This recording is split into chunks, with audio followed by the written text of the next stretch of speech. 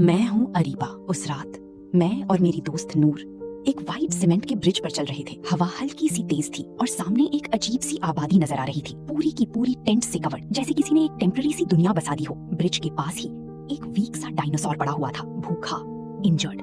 उसकी सांसें भारी थी, उसकी आंखों में डर भी था और एक अजीब सी मासूमियत भी। मैंने हिम्मत की और उसे कुछ फ्रूट्स दिए।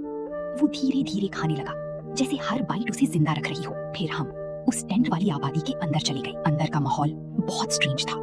लोग हाश थे, सस्पिशियस, हर नजर जैसे सवाल कर रही हो। अचानक कार्निवोर डायनासोर्स ने अटैक कर दिया था। हर तरफ कियोस, लोग चीख रहे थे, भाग रहे थे, टेंट्स गिर रही थी, धूल और खौफ हवा में भर गया था।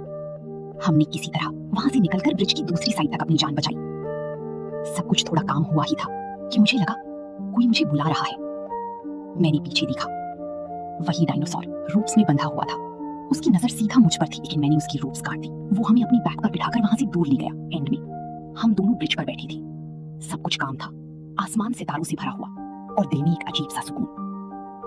उस रात समझ आया कि ब्रेवरी सिर्फ फाइट करना नहीं होता।